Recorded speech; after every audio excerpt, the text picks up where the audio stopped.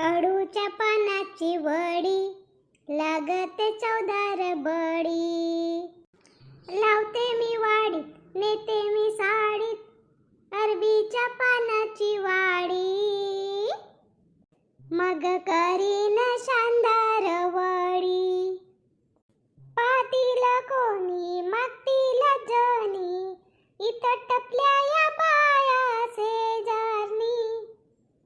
हाडबाई खुशी खुशीत काही ना काहीच म्हणून राहिली मी. ह्या वर्षी ह्या गुह्या ठेवली, एक नाही सडले नाही, एक उंदराने नाही नेला. चांगले बंद करून ठेवली होती म्हणून होय. आता 2-4 पारी मस्त लावून घेतो आणि एका धुऱ्याले बी लावून घेतो. मग पानच पानं. चल पटकन निवडून घेतो.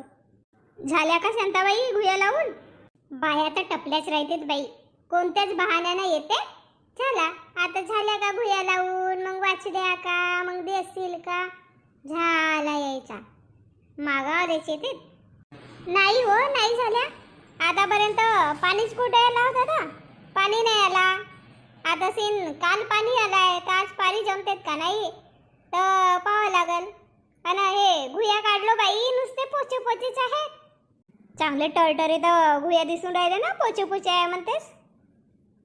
अव अर्धे पोचेच आहेत ना, अर्धे पोचेच आहेत. माझ्या लावण्यापुरतेच होतील. बायकाईले काही मागावचा असला तर का फुसलवतेत नाही. येऊन गेले आता मागावले. आता कशी येईल नाही म्हणून. आता एवढे सारे गुह्या कुठं लावशील तर शांताबाई? तुझ्या इथं तर जास्त जागा बी नाही आहे. कुठं लावणार आहेस? मी का म्हणतो, आम्हाला एक एक पारीच्या देऊन दे ना. मला वाटलाच होता ह्या गुह्या मागतीलच म्हणून. का फुसलवतेत नाही. आत्ता पैशानं घ्या म्हणेन का नाही, आत्ता परतेत. नाही हो, घरच्या वाडीत लावीन आणि एका धुऱ्याला लावून म्हणतो जरा स्वस्त आहेत. मग बाकीचे पोचेच आहेत. आता निवड करावले म्हणून काढलं. गावात 60-70 रुपये रेट आहे गुह्याईचा. असल तर असल. आपण मैत्रिणी एक पारीच्या देऊन दिली राहतीस तर चांगलं झालं असता. अवा देईन ना, माझे लावून झाल्या म्हणजे देईन. वाचतील तर देईन बाई, नाही तर कुठून देईन. लावायलाच तर किती मेहनत लागते. माती खंदा, पारी बनवा, मग गुह्या लावा, त्याला तनिसनु झाका, मग त्याच्यावरती सेन लावा आणि मग पानं झाले म्हणजे ह्या बायका मागावले येतात. आणि लावाच्या वेळेस एक बायको नाही दिसे. हो ना शांताबाई, बरोबर आहे. लावाच्या वेळेस एक बायको नाही दिसे ना. पानं झालं म्हणजे जे मागतेत बाई आपल्या घरी लावत नाही ना. म्हणून म्हणतो मला एक पारीच्या तरी दे ना व शांताबाई. नाही गा बाई, आता माझे लावून व्हायलाच आहेत. लावून होतील तेव्हाच देईन.